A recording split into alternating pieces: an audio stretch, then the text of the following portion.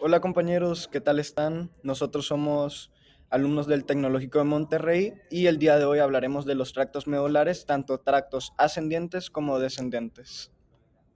Los contenidos que podrás encontrar en este video son los siguientes. Iniciaremos hablando de los tractos descendentes y luego hablaremos de los tractos ascendentes y en algunos de estos hablaremos de las correlaciones o la importancia clínica de cada uno de estos tractos.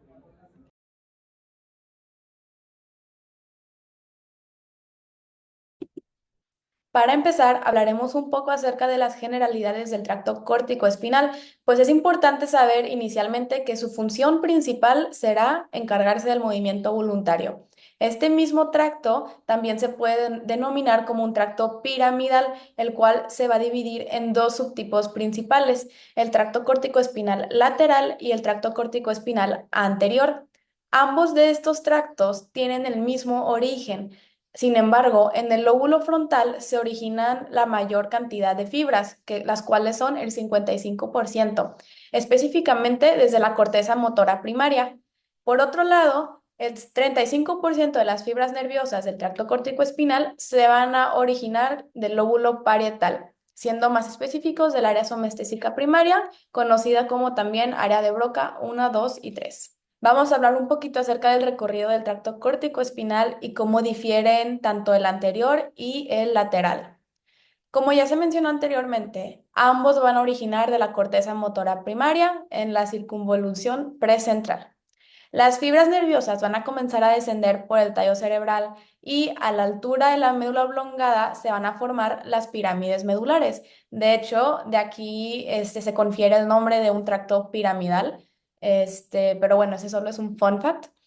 Pero ahora sí, aquí es el punto en donde se va a marcar la diferencia de ambos tractos, puesto que solamente el 90% de las fibras van a decusar en las pirámides del bulbo. Con decusar se refiere a que se van a cruzar. Cuando el 90% de las fibras se crucen, se va a formar el tracto corticoespinal lateral. Aquí en la imagen se puede observar de color naranja cómo en la médula oblongada se ve que la línea naranja se va a cambiar de lado. De estar del lado derecho va a cambiar al lado izquierdo. Pero podemos observar cómo la línea rosa no decusa hasta la médula espinal. Y esto se debe a que el 10% de las fibras desciende de forma ipsilateral en el tracto córtico-espinal anterior y van a decusar exactamente en el asta ventral de la médula espinal. Y es así como difieren estos ambos tractos. Solamente se tienen que fijar en el punto de decusación, pues uno va a suceder en las pirámides del bulbo, mientras que en el otro tracto sería en el asta ventral. Una vez comprendido el recorrido del tracto córtico-espinal, quise agregar esta diapositiva para entender un poco más acerca de cómo puede verse aplicado en un paciente y más o menos evaluar las correlaciones clínicas dependiendo de la lesión. Esta tabla pues se divide en la neurona motora superior y en la neurona motora inferior, porque las lesiones se van a denominar dependiendo de dónde ocurre el daño. Es importante saber que la neurona motora superior está ubicada superior a la sinapsis del asta ventral, como lo dice su nombre, superior. Y la neurona motora inferior está por debajo de la sinapsis del asta ventral. Dependiendo de dónde ocurre la lesión, pues los signos clínicos van a variar, ¿no? De hecho, se podría hasta decir que dependiendo de si ocurre en la neurona motora superior o inferior, los signos clínicos son casi opuestos. En la neurona motora superior observaríamos lo que es la hipertonía, hiperreflexia, la debilidad muscular, la paresia espástica y, más importante, el reflejo plantar. Y en la neurona motora inferior, una lesión aquí manifestaría lo que es la hipotonía, la hiporreflexia, la paresia flácida, atrofia muscular e igual, más importante, las fasciculaciones. Ahora, para la exploración física, al momento de que usted reciba a un paciente, pues los signos clínicos van a depender también de la decusación de las fibras. En la neurona motora superior, pues un daño superior al bulbo, los signos clínicos se manifestarían contralateralmente al daño, mientras que un daño inferior al bulbo se van a manifestar de manera ipsilateral. Es como si yo les pregunto, ¿cuál es el hallazgo más probable en un paciente con un accidente cerebrovascular en la corteza motora izquierda? Pues bueno, Como el daño está sucediendo superior al bulbo, entonces se va a manifestar el signo clínico de la manera, perdón, de en ubicación contralateral. Entonces, ¿qué se manifestaría si el daño está sucediendo en una neurona motora superior? Pues se manifestaría la hiperreflexia en el lado derecho. ¿Por qué? Porque el daño está sucediendo superior al bulbo, entonces se va a manifestar contralateralmente mi signo y está sucediendo en la neurona motora superior, lo que va a manifestar pues la hiperreflexia, reflejo plantar, etcétera, etcétera. Y bueno, ya en la neurona motora inferior, los signos clínicos normalmente son ipsilaterales.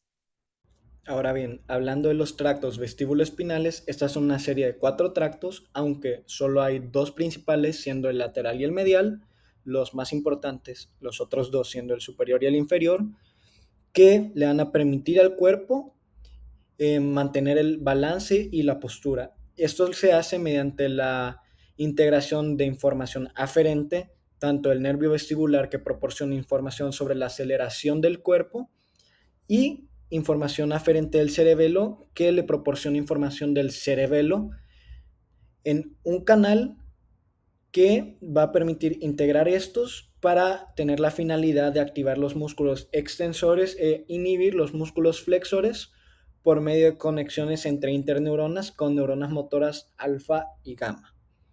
Esta función lo que permite es que el cuerpo se comprenda en dónde está en tiempo y espacio y cómo éste se está moviendo, lo que le va a permitir, por dar un ejemplo, si alguien va corriendo y se tropieza, poder activar estos músculos extensores y por medio de la integración de la información de la propiocepción y aceleración, saber con cuánta fuerza oponerse para mantener el balance y no caerse. Continuando con un poco de las generalidades de estos tractos, pues estos tractos se integran en sus respectivos núcleos y envían una señalización por medio de fibras que descienden hacia la médula espinal. Estas fibras hacen sinapsis con interneuronas localizadas en las láminas 7 y 8 de Redex. En esta imagen se pueden ver en el celeste y también en el color azul, que están localizadas en el asta anterior de la médula espinal. Y estas interneuronas continúan haciendo proyecciones hacia neuronas motoras inferiores, que son alfa y gamma, las cuales pueden producir un estímulo excitatorio o inhibitorio sobre algunos músculos, siendo el estímulo excitatorio sobre los músculos extensores y el estímulo inhibitorio sobre los músculos flexores. Ahora bien, ya hablando puntualmente de cada tracto, el tracto vestíbulo-espinal lateral es aquel que tiene control sobre el miembro inferior y sobre el tronco. Por esto, este es el tracto que contiene más interneuronas, lo que va a permitir que lleve esa señalización a más neuronas motoras inferiores para permitir la acción que va a mantener la postura y el equilibrio del cuerpo. Ahora, hablando puntualmente de este tracto, cómo se lleva todo el proceso, este tracto inicia en el núcleo vestibular lateral, el cual se encuentra en el tronco encefálico en el piso del cuarto ventrículo. Este tracto desciende de forma ipsilateral, es decir, del mismo lado, o sea, no se cruza, a través de la médula oblongada en el cordón ventral de sustancia blanca en la médula espinal. Ahora, estas interneuronas llevan la señal y hacen sinapsis con neuronas motoras gamma y alfa, lo cual va a permitir que haya un estímulo excitatorio sobre los músculos extensores y un estímulo inhibitorio sobre los músculos flexores. Esto va a permitir de que los músculos extensores sean activados de forma rápida y eficaz significando con la fuerza justa y necesaria para oponerse a la gravedad. Entonces, estos músculos tienen un rol o se denominan músculos antigravitatorios debido a esta capacidad de oponerse a la gravedad. Entonces, retornando al ejemplo que anteriormente, que alguien va corriendo y se tropieza, es por medio de la integración de la información aferente del nervio vestibular y del cerebelo, que cada uno da la propiocepción y la aceleración, que permiten al cuerpo saber con qué velocidad se está cayendo y cómo se está cayendo y dónde está cada parte del cuerpo para que estos músculos se activen de manera justa para oponerse a la gravedad sin que haya un estímulo demasiado fuerte, para volver a perder el balance o demasiado débil para caerse, permitiendo que se lleve a cabo toda la acción del núcleo vestibular lateral para mantener la postura y el equilibrio de todo el cuerpo por medio de la acción de estos músculos antigravitatorios. Ahora, hablando del tracto vestibuloespinal medial, este tiene dos diferencias muy grandes con el tracto vestibuloespinal lateral. La primera de ellas es de que este solo tiene efectos sobre los músculos del cuello y la cabeza para ayudar a mantener la postura de estos. Esto se debe a que las fibras que descienden de este solo llegan hasta la región cervical de la médula espinal. Y la segunda diferencia es de que en este descenso las fibras pueden mantenerse ipsilateral o contralateral, es decir, de que algunas de estas fibras pueden cruzarse y otras no. Ahora, las similitudes que tienen es de que este tracto, al igual que el anterior, proviene del núcleo vestibular, solo que este del lado medial, que está localizado en el tronco encefálico, en el piso del cuarto ventrículo. Hablando acerca del tracto rubroespinal, otra vez se mencionarán las generalidades primero. Y bueno, este tracto es extrapiramidal, lo que quiere decir que sus fibras no viajan a través de las pirámides de la médula. Su origen es en el núcleo rojo del mesencéfalo y sus funciones principales son dos. Primeramente, este tracto se encarga de la velocidad del movimiento, que quiere decir que entonces una lesión aquí pues va a resultar en un enlentecimiento. También facilita la actividad de los músculos flexores, mientras que inhibe la actividad de los músculos extensores. Hablando un poco acerca del recorrido de este tracto, pues bueno, otra vez vuelvo a mencionar que se origina en el mesencéfalo, específicamente en el núcleo rojo. Y aquí inicialmente ya ocurre una decusación de los axones. Entonces, desde un inicio ya están cruzadas las fibras y van a descender contralateralmente a su origen, atravesando la protuberancia, el bulbo raquídeo, para que así las fibras rubroespinales puedan hacer sinapsis hasta llegar a las neuronas del asta ventral anterior. Una vez que realizan la sinapsis en la médula espinal, se van a dirigir pues al músculo estriado por la raíz anterior del nervio espinal. Es así como pues su objetivo final pues sería proporcionar la información excitadora a las motoneuronas que inervan los flexores proximales de las extremidades superiores, porque recuerden que el tracto rubroespinal va a facilitar la actividad de los músculos flexores. Ahora vamos a hablar acerca del tracto reticuloespinal, cuyas principales funciones son dos. Una es la de tener un efecto sobre los reflejos espinales y otra es también afectar la percepción sensorial, especialmente el dolor, y ahorita vamos a ver más específico cómo. Entonces, proviene de la formación reticular en el tronco encefálico, desciende por el cordón ventral y lateral, y los axones que terminan en las neuronas del cordón gris dorsal modifican la percepción sensorial, especialmente la del dolor.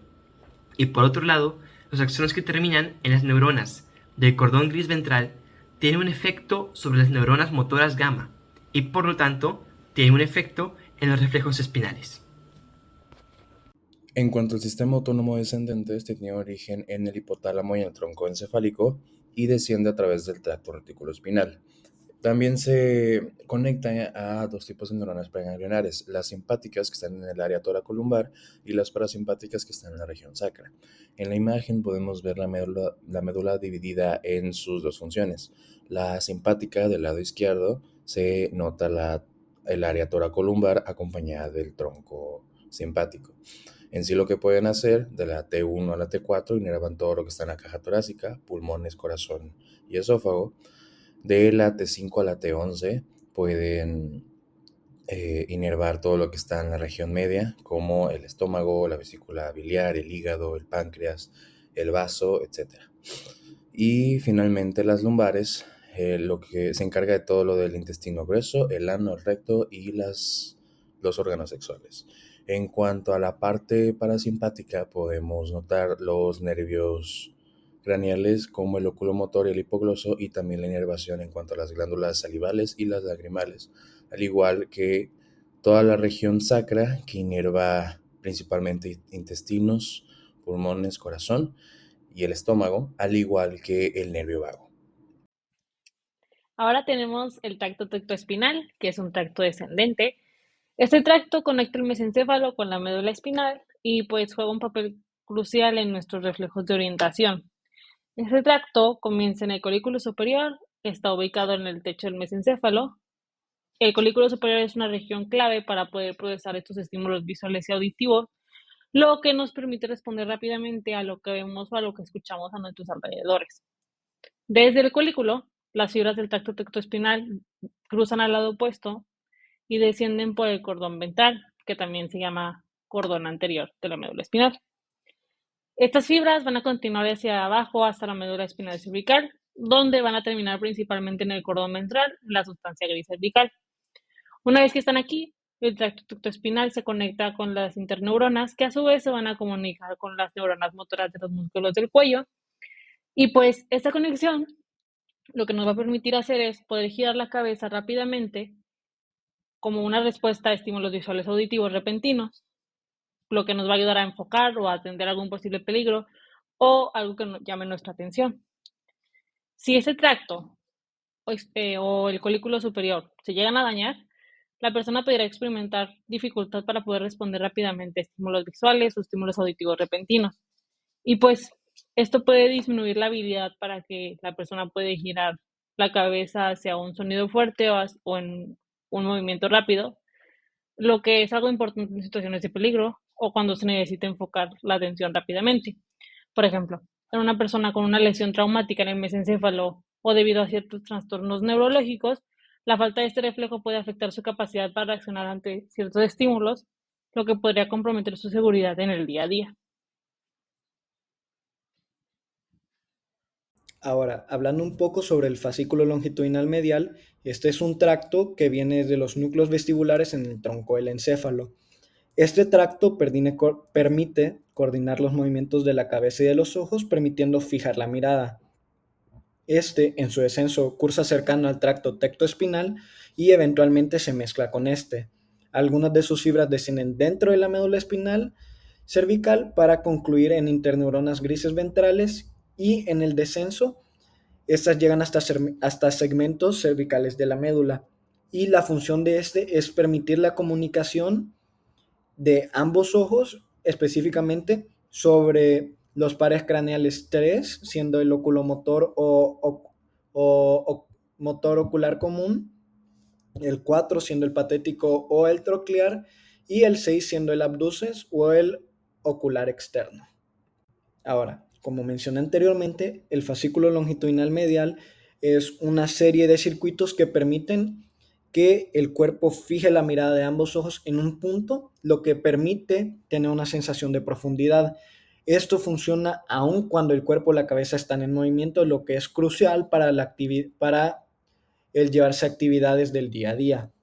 Ahora, esto funciona mediante las proyecciones de núcleos vestibulares hacia núcleos de los pares craneales 3, 4 y 6, como mencioné anteriormente. Ahora, aquí tenemos un ejemplo del Waxman de la serie de circuitos que se dan a cabo para la mirada voluntaria. Entonces, en este ejemplo tenemos la mirada voluntaria hacia el lado derecho y así inicia la vía. En el campo visual frontal izquierdo viene información eferente hacia el núcleo del par craneal 6 o el abducens, o como lo tiene el libro, el motor ocular externo, el cual por medio del nervio motor ocular externo o el abducens va a estimular al músculo recto lateral para hacer que el ojo se abduzca o tenga un movimiento hacia la derecha.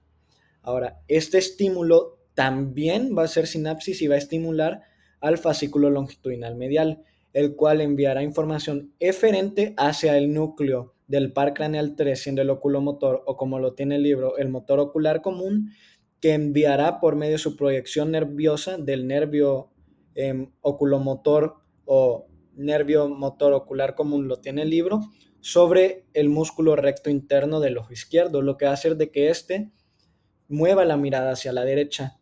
Entonces, esto permite de que la mirada de los ojos vayan hacia una misma dirección. Si un ojo se abduce, el otro se va a aducir y viceversa. Esto va a permitir de que los movimientos vayan hacia el mismo lado para fijar la mirada en un punto de manera involuntaria.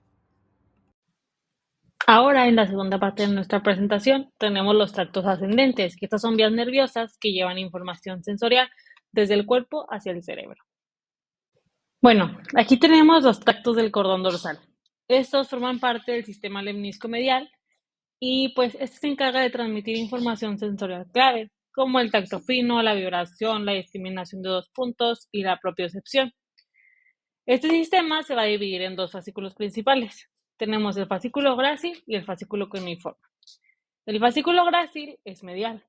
Este transporta la información desde la mitad inferior del cuerpo, como las piernas y la parte inferior del abdomen. Luego tenemos el fascículo cuneiforme, que este es lateral.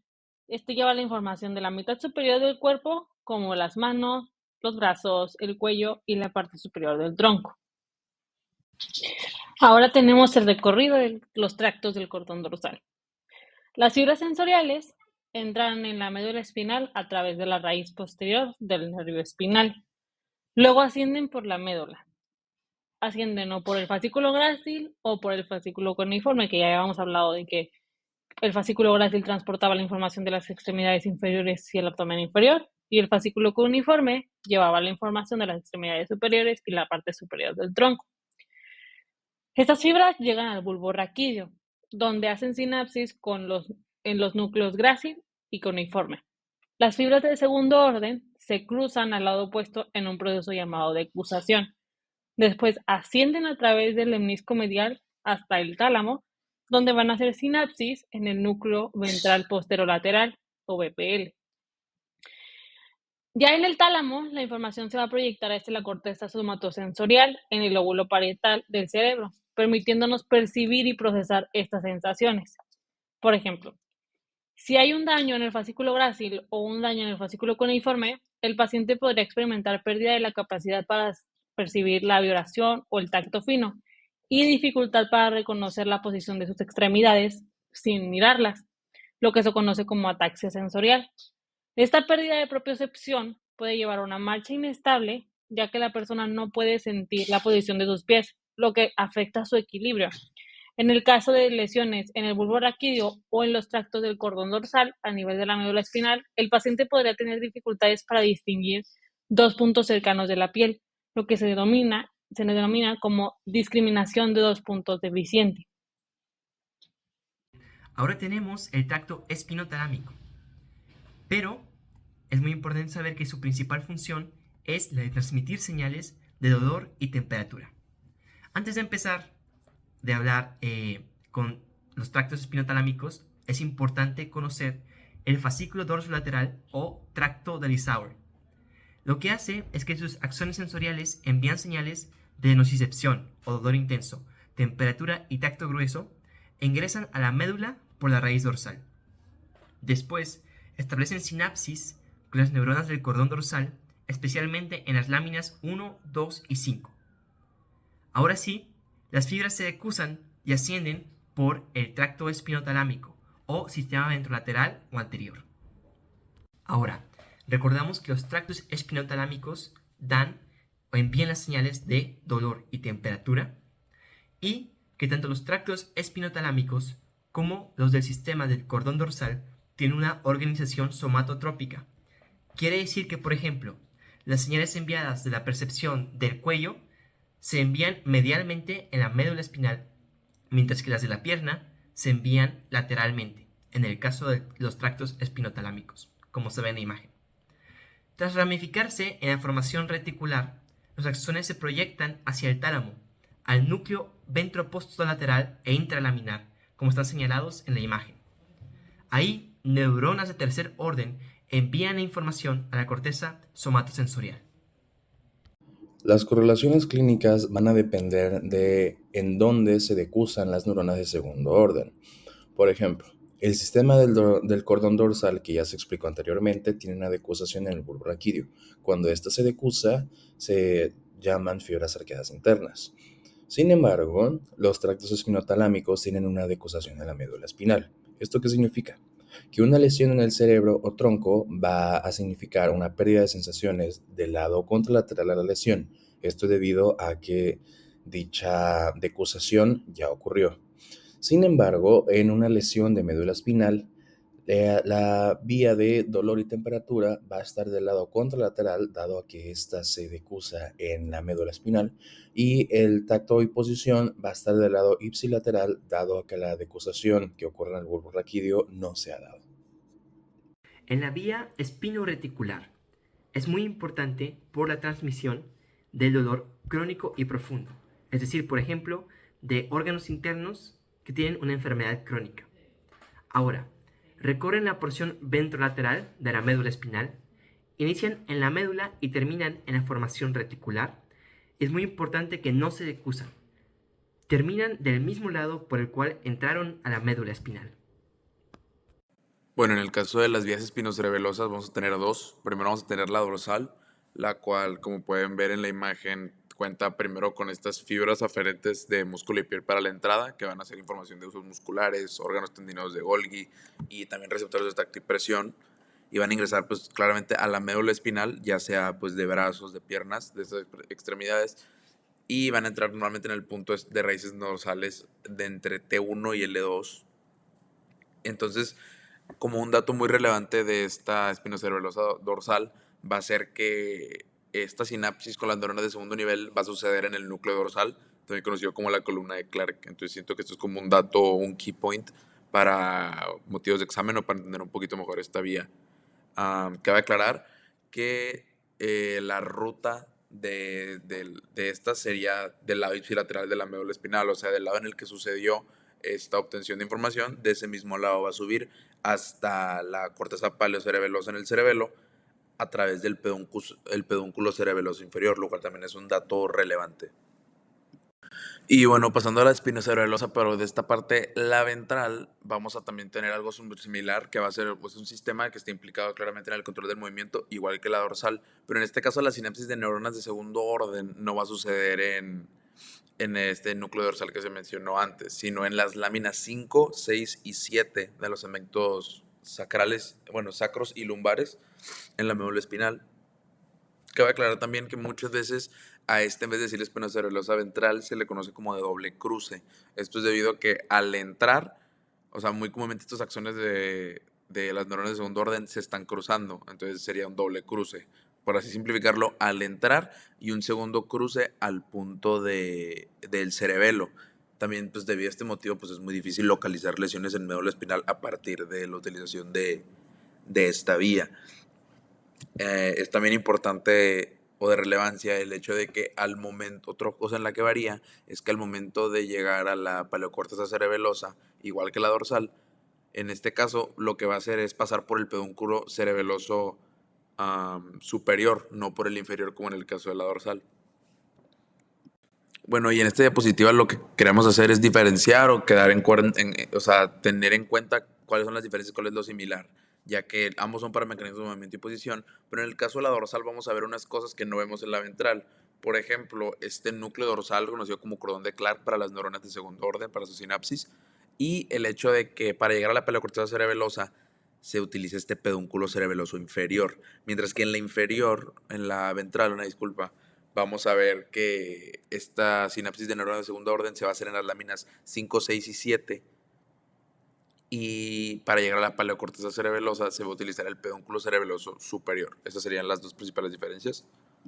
Y esta pues es una tabla de autoestudio encontrada en el Waxman. La verdad, básicamente resuelve toda la información. No cuenta con mucho texto el capítulo, por lo que muy probablemente si se están basando en ese libro sea la información que encuentren. Y pues espero sea de su utilidad. Muchas gracias.